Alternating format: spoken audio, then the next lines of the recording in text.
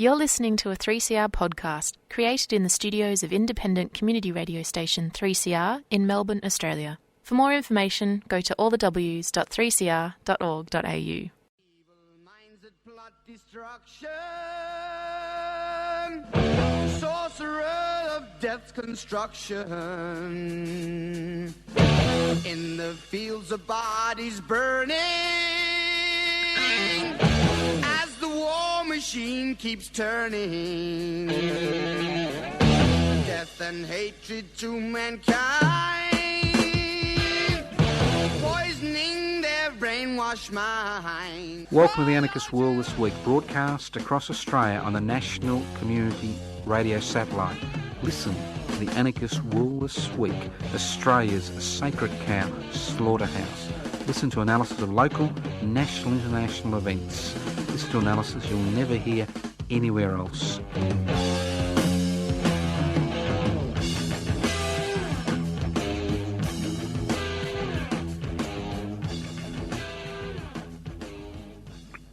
Welcome to the Anarchist World This Week, broadcast across Australia by the Community Radio Network. This is still a four-way conversation. I'm in one place. Community Radio 3CR is in another place.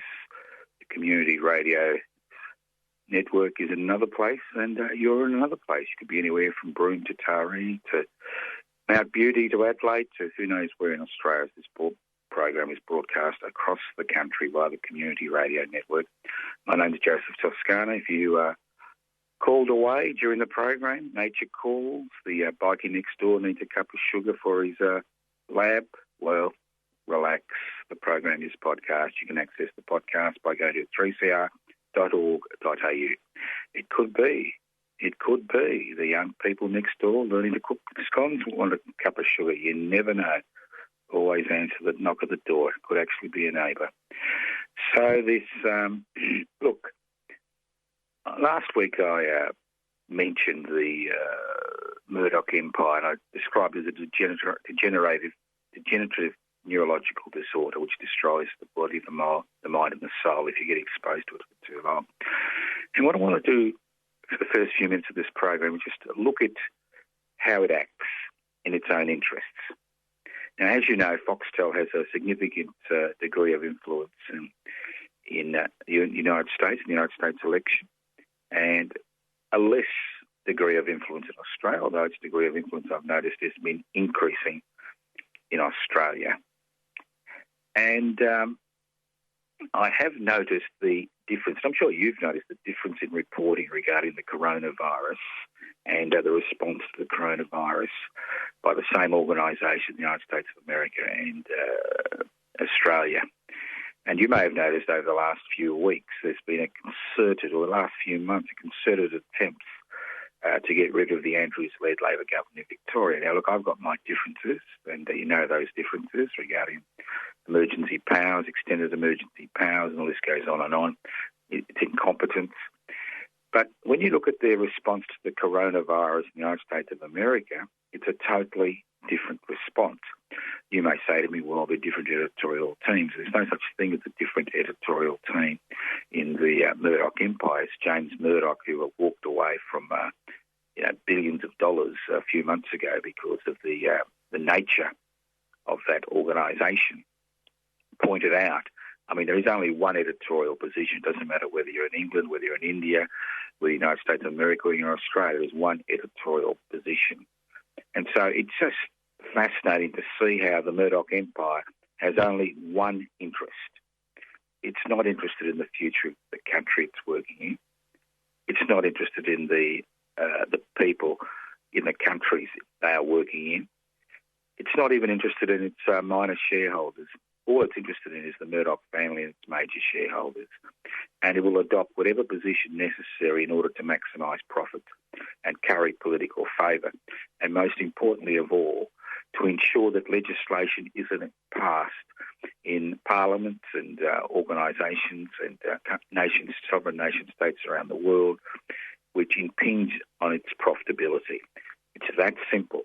That is the only criteria that is used in order to determine editorial policy. So in the United States of America, where Mr. Trump is currently president. They take a radically different position to coronavirus to which they take in Australia. And when you look at the position they've taken in Australia, it's basically a position which has been aimed at eliminating state Labor governments in this country. Not that I have much support. Well, I don't have actually any support for the Andrews-led Labor government, because when you look at its policies, it's been policies of privatisation. They privatised the ports and even the titles office. It's been policies of going into public-private partnerships, especially with Transurban, with the new tunnel under the Yarra, which puts all the cards in the hands of the private corporations. It's had a policy of trying to privatise public housing now for a number of years, and the list goes on and on. But obviously, they have a political agenda. We have an agenda. Our agenda is very simple. Our agenda is to devolve power, that's share power, and hold wealth in common and use it for their common good. Their agenda is to maximise profits for the Murdoch family and the major shareholders of that corporation. So when you listen to news, when you listen to analysis, there is no such thing as value tree news and analysis. All analysis is based on specific values, and we're based on, as I said, two specific values. Anarchism is about creating a society without rulers. How you remove rulers is by breaking down hierarchy, by devolving power, by holding wealth in common and sharing wealth. Because inequalities in power and wealth, which give people, whether in the private sector or in positions of authority in sovereign nation states, the ability to determine the lives of billions of people. All right, let's move on. A lot of people say to me, why don't you comment on the United States election? Well, look, I don't live in the United States of America. I've actually never been to the United States of America. I've never wanted to go to the United States of America. I did go to Alaska in 2007, which is part of the United States, but I've never really wanted to go. And I've never really seen anything that interesting in the United States of America. And I think the election of Trump and the Trump-Biden contest, in inverted commas, highlights the shortcomings of that particular system. Huge shortcomings. And the death of so many Americans over the last 9 to 12 months highlights what will happen in this country if we go down that path as far as our education sector is concerned, as far as our healthcare sector is concerned, and as far as our labour laws are concerned. And it's been very worrying in this country over the last 40 years as we've seen us go down that path of trying to destroy the health system, privatise the health system in this country, the public health system, destroy the public education sector, and destroy every aspect of the public good in this society. So there are those correlations, and what we've seen over the last 40 years is the domination of an economic order that is based on the creation of monopolies, which then determine government policies in the long run. So it's quite interesting what's happening there. So obviously the American people will make the decisions, but I would like to talk about the nature of their electoral system, because a lot of people think it's some type of mega democracy. Well, if you compare it with the mixed proportional representation system, which we saw in play in New Zealand during the elections a few days ago, and you look at the electoral process in the United States of America, you can actually see there are positives and negatives. Now, the positives as far as the United States of America electoral process is concerned is that at the state level people can raise citizens-initiated referendums. They can put up issues for debate and to be voted on. And the people themselves have that ability, which is a positive. There's also the positive that a lot of positions, public positions, are decided by the electoral process. So that's something that we don't have in this country, which is positive. But the negative is, as far as presidential elections are concerned and the Senate and Congress is concerned, there is no federal electoral system. We have the federal electoral office, which regulates the federal elections, which implements government legislation regarding elections, and supposedly, in the majority of cases, a hands-off process. In the United States, it's a totally political process because it's not the amount of votes that you get, as we saw in the New Zealand election, and I'll look at that in a minute, but it's what's called the electoral college votes, which is the votes that the person who wins the greatest number of votes in a particular state gets, which determine who is president and who isn't president of the United States of America. And what you see, especially in the more conservative states, you see legislation which is passed, which is designed to deny the vote to minorities and to deny the vote to the more radical reformist voices in their society. And we've seen that in the south of the United States for a long, long time, where people who were, people of colour have been denied the ability to actually register to vote. And even when they're registered to vote, if they actually vote, they may find a knock on the door and horrible things happening to them. So this has been the history of the electoral process as far as the presidential elections are concerned in the United States of America. So governors, whether they're governors, especially Republican governments, do everything they can to dissuade people from casting a ballot. So that's something you need to keep at the back of your mind if you are somebody who's following the United States presidential elections and the elections to the Senate and Congress, that to a significant degree, what you see at the end of the day is determined by legislation which is passed locally to ensure that the incumbents continue to be re-elected. It's a little bit like the Bjelke-Petersen regime in Queensland when I lived there in the 60s and 70s, in early 70s. It's the same process. They set up laws which disenfranchised city people in comparison to their country base. It's the same concept, and that's why a lot of people are concerned as far as the United States presidential election that we are not going to see a fair election. It's not about postal ballots being tampered, as Mr. Trump would like to suggest, where they tried to remove money from the American Postal Service and to ensure that votes didn't get in, because Democratic voters tend to use the postal vote more than Republican voters because they're more concerned about the coronavirus pandemic. So these are things you need to think about if you follow the United States election. And the other thing is that if push comes to shove, as we saw, I think it was in the 2000 election, where the election was determined by the Supreme Court, where the Supreme Court had to make a decision regarding a hanging chance, which is a little piece of paper when you click, if it doesn't fall off completely, is it legitimate or not? And obviously the court found in the favour of Mr. Bush Jr., and that gave us the Iraq War and the horrific consequences regarding that war, which we continue to suffer around the world. So if you are a follower of elections, that's something to look at. It's also, just like if you do follow elections, we'll just go to the New Zealand elections. Was quite interesting. They've got what's called a mixed proportional representative system.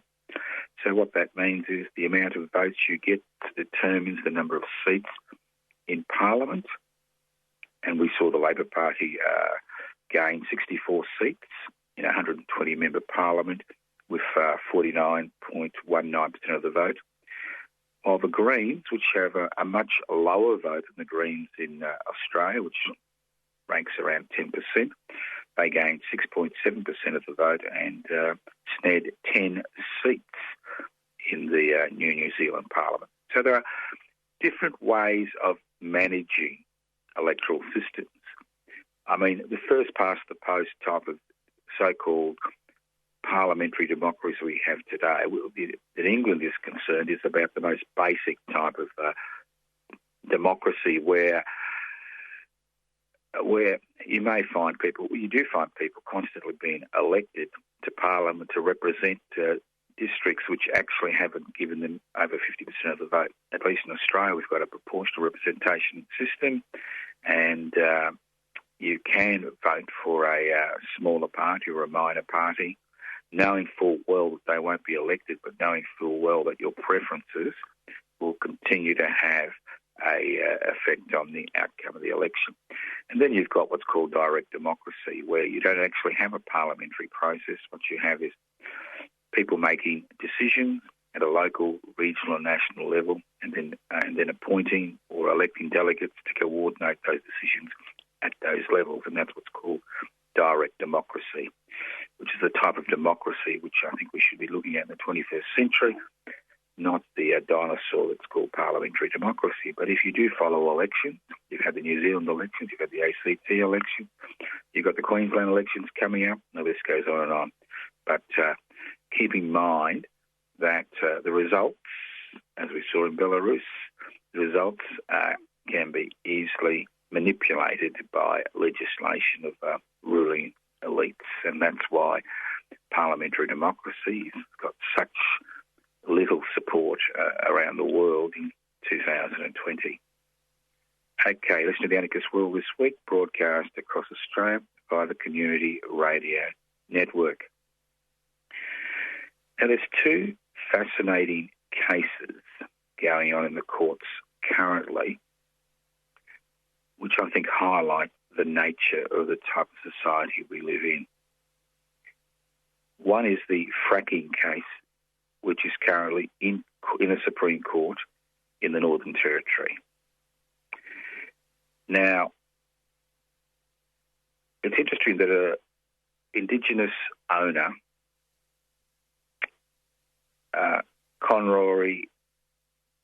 Rory, and a number of his supporters are facing charges of criminal damage, which has a maximum sentence of 14 years imprisonment for digging 3 small holes in the parliamentary lawn 2 years ago to erect an effigy of a drilling site to highlight the fact that they didn't want fracking on their lands. See, a lot of people have the mistaken belief that native title means that Indigenous Australians can actually veto mining on their land. What native title gives them is the right to negotiate some type of compensation, but it does not give them the right to veto. So with the Northern Territory elections, that were held, one of the significant issues was fracking, introduction of fracking in the Northern Territory, and obviously the Northern Territory people voted for it, as both of the major parties supported fracking. But there was significant resistance among Indigenous people across the Northern Territory to fracking, and it's quite interesting that a peaceful protest where 3 small holes were dug in the parliamentary lawn to erect an effigy of a drilling rig means that a number of the traditional owners are now facing court and could find themselves in jails for years, being charged with criminal damage. So obviously, fracking is a real issue. There is a moratorium on fracking in Victoria currently, but there isn't in the rest of the country. It's a real issue, and the reason we need to go down that path is because previous federal governments, both Labor and Liberal, have sold off all the offshore gas supplies for a pittance. And now there is no gas left. That's right, there is no gas left for local consumption. So governments are forced to go down the fracking pathway, and the federal government has been doing everything it can to support fracking, despite the extensive amount of material available, which highlights the damage it does to the water supplies and the soil. And it's quite interesting to see that the government is willing to use in the Northern Territory quite serious charges levied against traditional owners who are protesting about people fracking on their traditional land. Now, the other case, which is not a legal case, but a case which will be going to the Fair Work Commission, really highlights the rise and rise and rise and rise of surveillance capitalism over the last few years, especially during the coronavirus pandemic period, where we've seen more and more people use delivery systems in order to get takeaway food. More and more people are using the so-called Uber taxi system. So, and the thing about the new technology, it's nothing more than 19th century capitalism. That's all it is. It's pre-unionised worker exploitation. These people who work for these organisations are theoretically individual contractors. They are individual, although they get their uniforms from the organisation, they get their work from the organisation, they get their orders from the organisation, the list goes on and on. Now, these organisations make a big deal about flexibility and autonomy for the people working for them and say they're individual contractors. But the reality is that these organisations, which have grown and grown because more and more Australians are using these organisations because it's convenient to get somebody to deliver food to your door, and it's convenient maybe to catch an Uber, and the list goes on and on, is that we have allowed this cancer to grow in our society. And a Deliveroo worker who'd worked for the organisation for 3 years, Diego Franco, with the help of the Transport Workers Union, is taking the matter of his dismissal to the Fair Work Commission, not just about the way he was dismissed, but the fact that he is not an individual contractor, and for the Fair Work Commission, for once and for all, to highlight this type of activity, because this is all about breaking down the award system. And that's what people forget. They think that this is something else, but it is not. This is about breaking down the award system, which has been built over decades, if not centuries, of people struggling to improve their wages and conditions. And in Australia, we have a growing number of workers who no longer are covered by the award system. Although they have one employer or maybe two employers, they are considered to be individual contractors. And you see it in food delivery, you see it in postal delivery, you see it in aged care facilities, you see it in child care facilities, and the list goes on and on. So you see it in public education, private education, that people are considered not to be employees who are covered by awards, but they are considered to be individual contractors. If you're an individual contractor, you are not covered by an award. There is no sick pay, there is no holiday pay, there is no protection against instant dismissal, and the list goes on and on and on. Now, the tragedy is that the federal government has been supporting this push for years now to destroy the award system. And supposedly the recent discussions we've been had between the ACTU and the federal government were all about introducing, these are the fancy words I like to use to talk about 19th century capitalism, where there is no protection for workers, introduce flexibility and autonomy. And it's all about flexibility for the employer, who can employ you for half an hour, 2 hours. If he or she doesn't like you, you don't get the orders and you drop off the perch, and the list goes on and on. At the same time, not only are these so-called, the gig economy exploiting the workers who they use to carry out the work, but they're also exploiting the organisations which they deliver for in a variety of ways. And we've seen some of these organisations now arcing up and saying, I'm not going to pay 30% or 40% of my fee to this organisation to deliver my food, because most of the money doesn't go to the workers because they're individual contractors and not protected by awards, and it doesn't go to the organisations which contract. Now, I have never used a delivery system. Never. And I don't intend to use a delivery system. I mean, you do have an individual choice. You can use it or you don't use it. If you use it, there's no point complaining about the gig economy, because the gig economy is the way that employers will be able to break down the much fought for award system in this country. It's not just about de-unionisation. Only 14% of Australian workers currently belong to unions. It's not about destroying collective bargaining through a union process. It's not about removing a worker's right to strike. It's all about destroying the award system and making every worker in this country an individual contractor, especially in the private sector. Because when I talk about 14% unionisation in the private sector is now less than 7%. That's right, less than 7%. You're listening to the Anarchist World This Week, broadcast across Australia by the Community Radio Network. My name is Joseph Toscano, hosting today's Anarchist World This Week. If you'd like to listen to the podcast, you can listen to the podcast by going to 3cr.org.au. That's 3cr.org.au.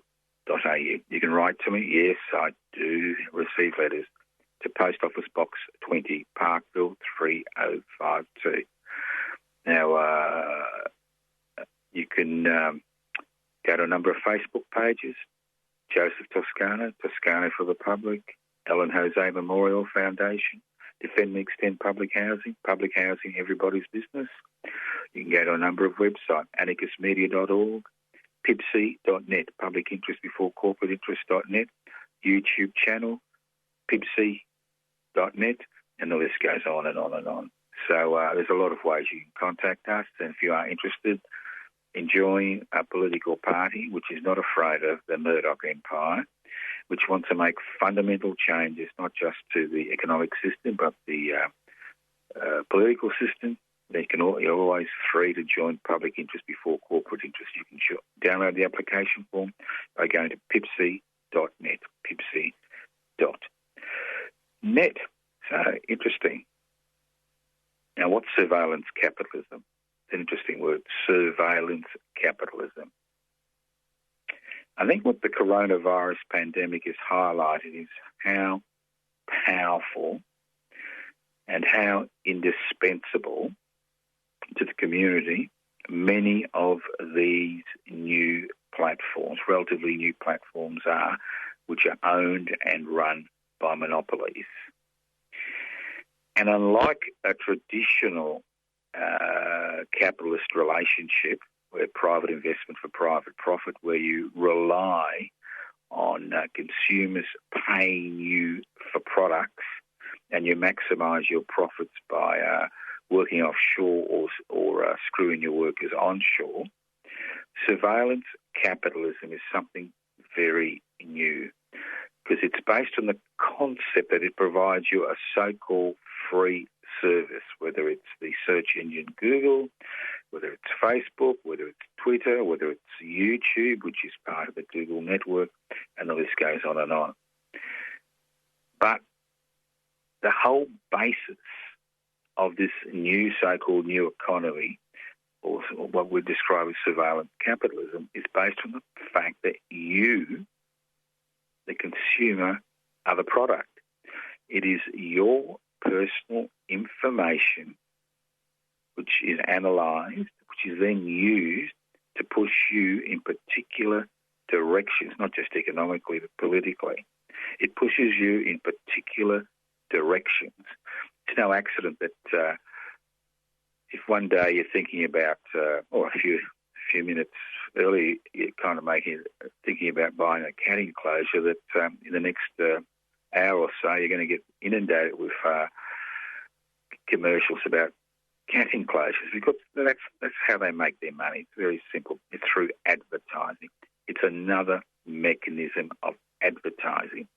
But unlike you having to buy in the old days a newspaper where you read the advertising, or looked at television where the so-called free TV, where the advertisers paid for the ability for you to look at TV, which continues to happen, your information becomes the nuts and bolts of that organisation.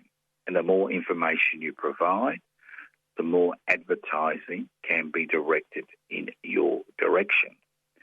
So it's called surveillance capitalism because it is a capitalism which is based on looking at you. Now, surveillance capitalism can also be modified and used by authoritarian nation states and a so-called democratic state in order to control population. And it was quite interesting to see that the Australian government has set aside some money, a fair amount of money, to look at facial recognition devices in this country. The same type of thing they rile against the Chinese are using in order to curb and minimise dissent in China. We're looking at exactly the same thing. So surveillance capitalism is called surveillance capitalism because it's private investment, the private profit. You are the product. Your personal data is the product, and then that product is on-sold to advertisers who pay for the privilege of being able to tailor the advertising to suit your particular so-called economic needs at that particular point in time. So it is a powerful system. So if it's become a public necessity, now Facebook and Twitter, I think, could disappear tomorrow and they wouldn't be missed, okay? I mean, I use Facebook for a variety of reasons, but it could disappear tomorrow and have minimal impact on society. The search engines like Google have an exceptionally important role in society today. They have become part of the infrastructure of society, whether it's hospitals, whether it's schools, whether it's businesses. They've become completely dependent on this platform for the way they work, how they survive, how they expand, how they make profits is completely dependent on this platform.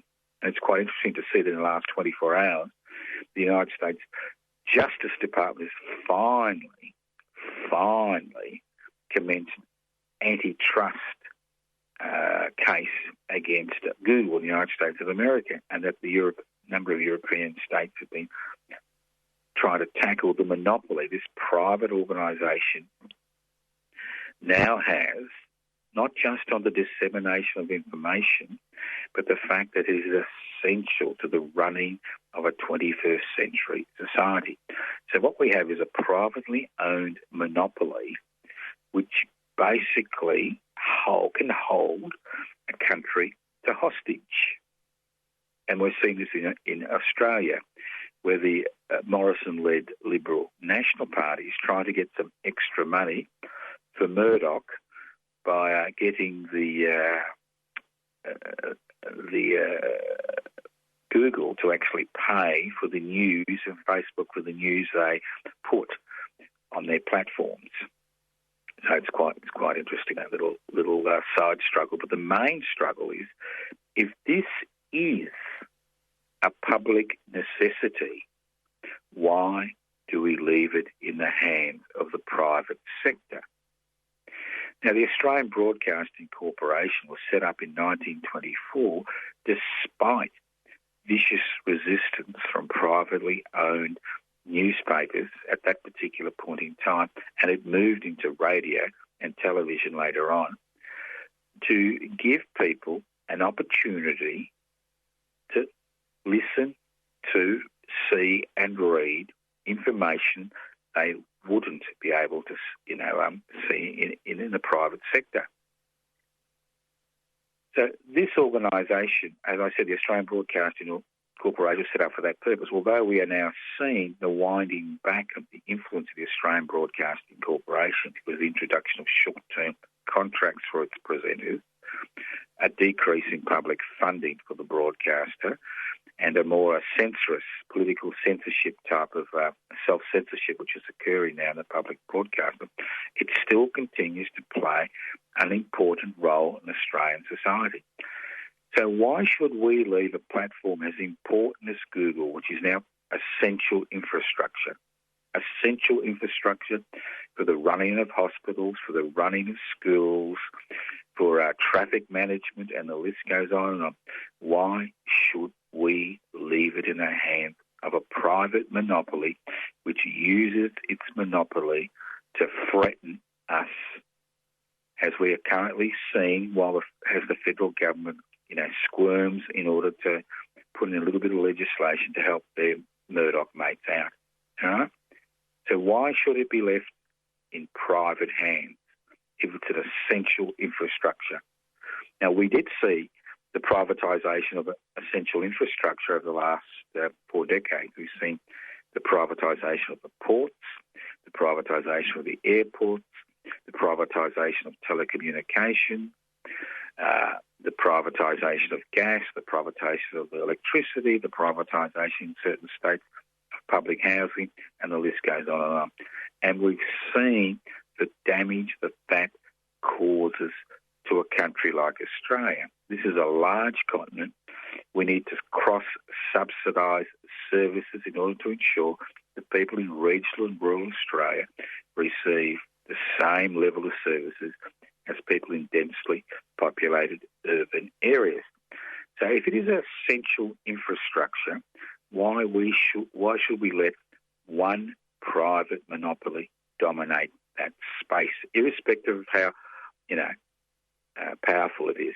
Now, so there are a number of mechanisms by which to tackle this monopoly. One, as we're currently seeing in the United States, using the antitrust laws. Now, there are no such thing as antitrust laws in Australia. That's why we have monopolies in various facets of our economy, which are almost immovable because there's no legislative platform via which they can be broken up, although they keep talking about, ASIC having a little bit more power, but that's a different story. So why shouldn't we have a public platform that provides the same service as Google? Set up competition. You could do it by public funding, like the Australian Broadcasting Corporation. You could have an independent board, which is, it could be selected by lot. It could be, as we see in the ABC, selected by the government of the day, but you could have an independent board controlling the situation. You could actually use it as a mechanism by which people who want to use that platform have greater privacy protections of their data. You would pay for the use of that platform, but it would be publicly owned. So you'd have a publicly owned platform, the same as Google, better than Google, which would provide competition to Google, as we saw in the banking sector before the Commonwealth Bank was privatised, which would then make Google a less powerful organisation in our society. Because it's one thing, to have a Facebook page. It's another thing to have an organisation which actually controls the delivery of health services, the delivery of education, the list goes on and on. So we should start thinking about public funding. Now, another model could be the introduction of a subscription system and the setting up of a cooperative where people pay a small amount of money to be part of this larger cooperative where they've got privacy protection regarding their data. And again, this type of avenue we see in the community radio network, where we see community radio stations which are owned by their affiliates. So this is another mechanism. But at the end of the day, these monopolies need to be broken. If they're not broken, we are going to find ourselves in more and more difficult situations as our interaction with these privately owned monopolies and duopolies become essential to the survival of society. So we're facing 3 problems with the gig economy. One is surveillance by the state, and we see that around the world through facial recognition and through many other ways via which individuals can be targeted on a regular basis every time they leave their front door. Through facial recognition, they can be followed, they can be targeted, they can be controlled. So we see state surveillance using these new platforms. Then we have surveillance capitalism, where your information becomes their money, and they use your information to tailor advertising to you in order to maximise their profits, and they're using your information and not protecting that information and making that information available in a public network. And the third thing, which I think is the most dangerous aspect, is the return to 19th century capitalism, return to pre-unionised state, where everybody theoretically is an individual contractor, where the award system is washed away, where what's left of the trade union system is destroyed. So there are major issues that we face, and every time we use these platforms, and I do use these platforms, these are the type of things you need to keep in mind. Are you willing to support some type of platform which is going to destroy the award system? Are you willing to support a platform which is, how much information are you going to give to these platforms in order to be able to communicate with your friends and have a Facebook page? So these are the things we need to keep on top of on a regular basis.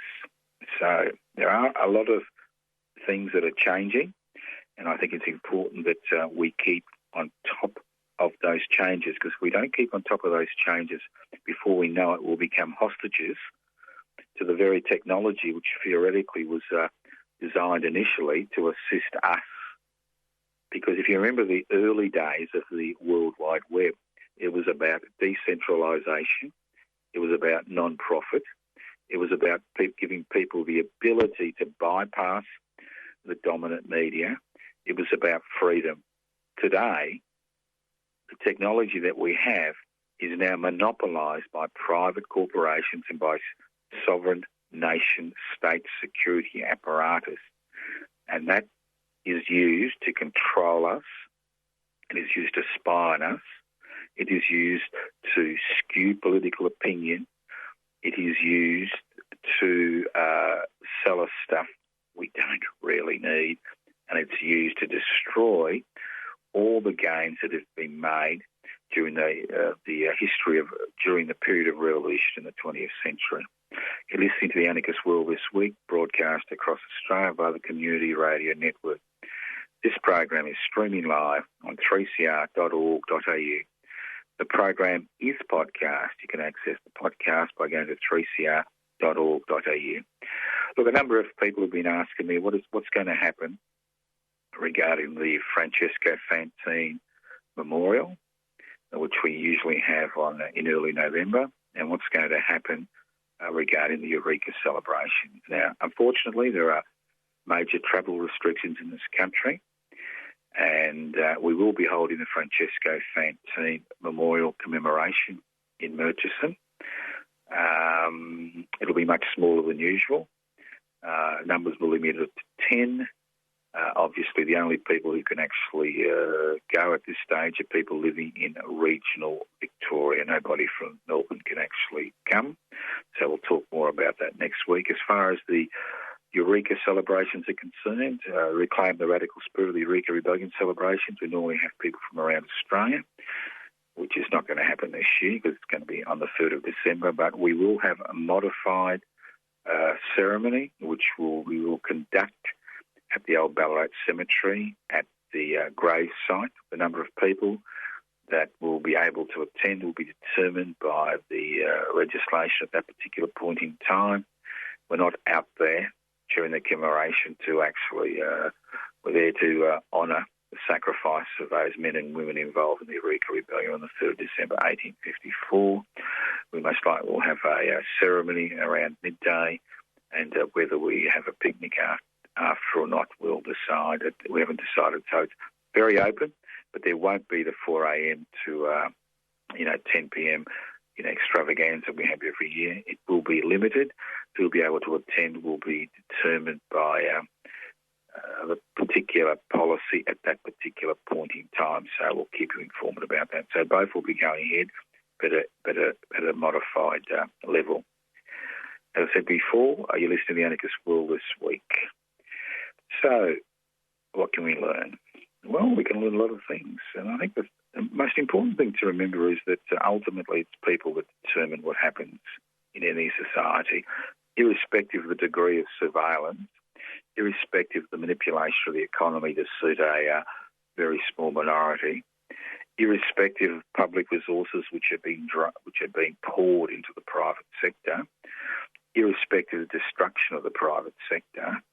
Ultimately, the type of society we live in depends on us. And I know it's a difficult thing to say because we always like to think that somebody else should do something about that or the government should do something about that.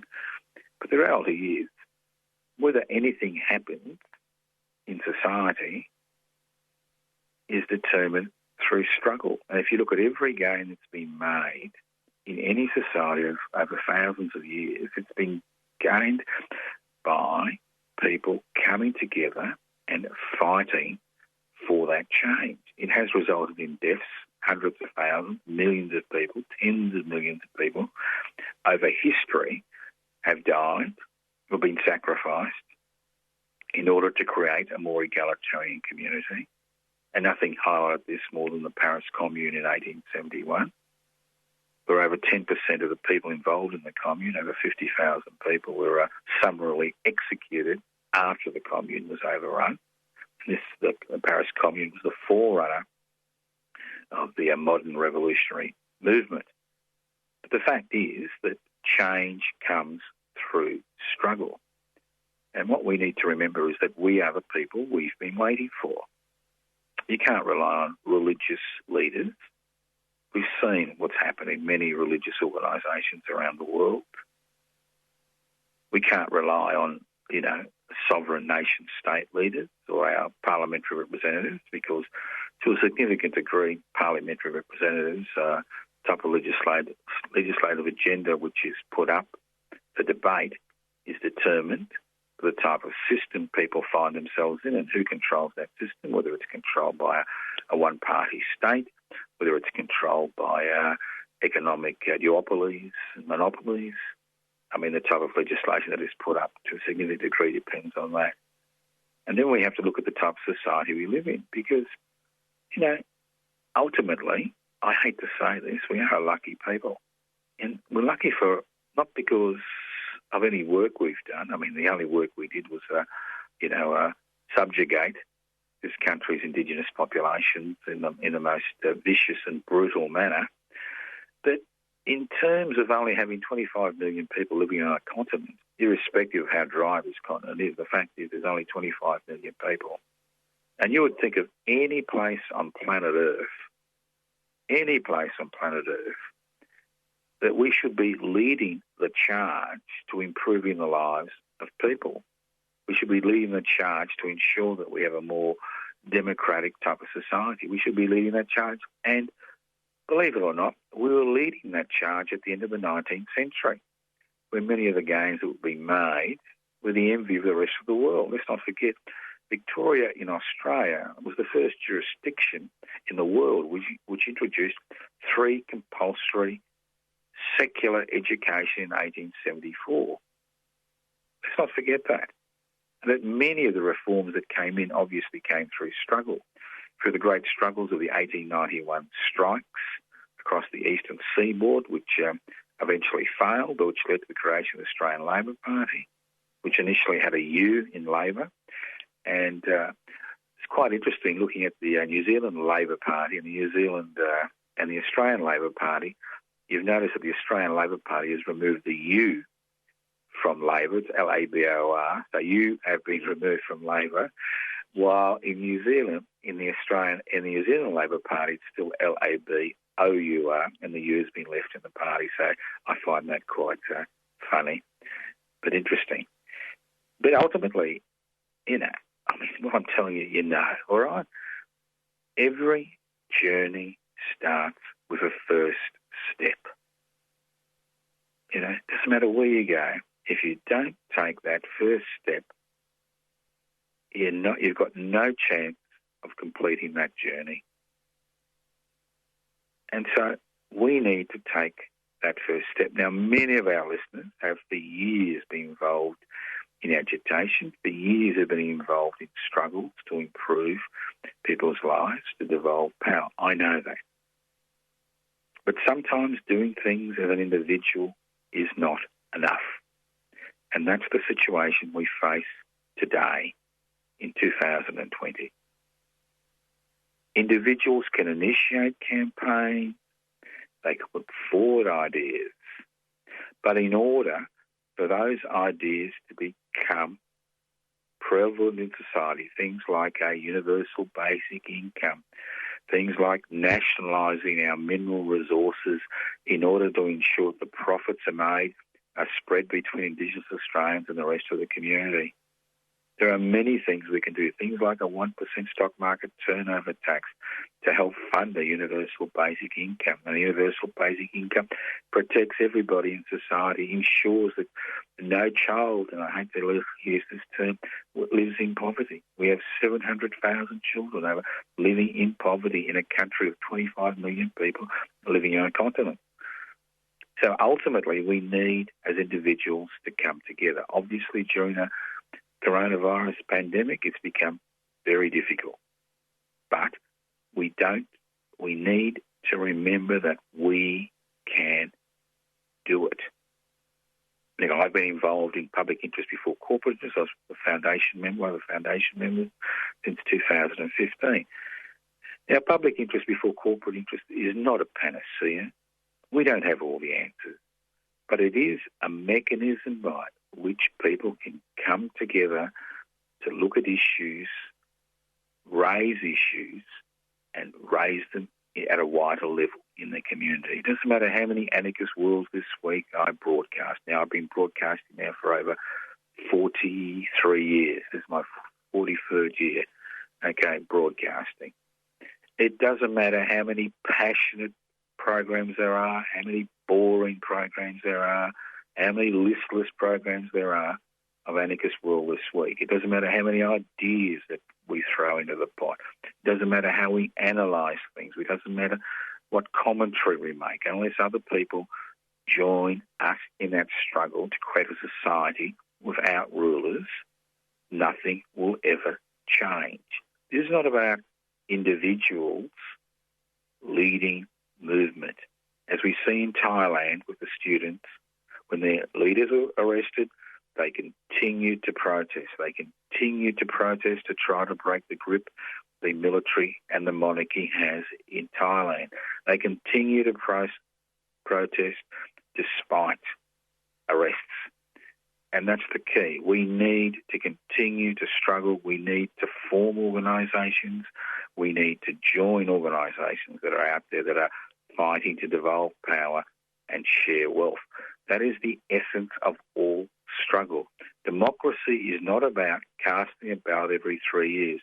Democracy, direct democracy, any real democracy is about active participation in the community, in the political process, in social activities, in between elections.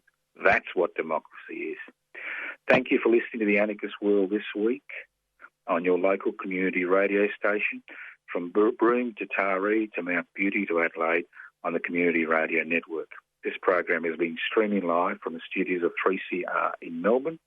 The program is podcast. You can access the podcast by going to 3cr.org.au. That's 3cr.org.au. My name is Joseph Toscano. You can leave messages on 0439 395 489, 0439 395 489. Thank you for listening to the Anarchist World this week on your local community radio station. Listen in next week to the Anarchist World this week. Evil minds that plot destruction, sorcerer of death. death's construction. An analysis you'll never hear anywhere else. Anarchist World this week. Australia's sacred cow slaughterhouse. 10 a.m. every Wednesday. Listen to the Anarchist World this week for an up-to-date analysis of local, national and international events. Poisoning their brainwashed minds. Oh, Lord, yeah.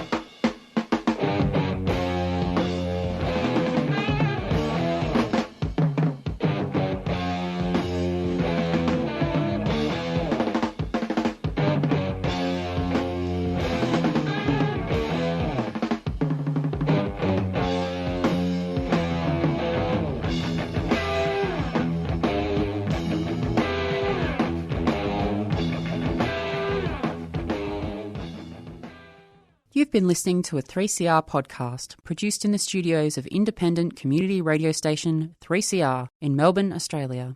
For more information, go to allthews.3cr.org.au.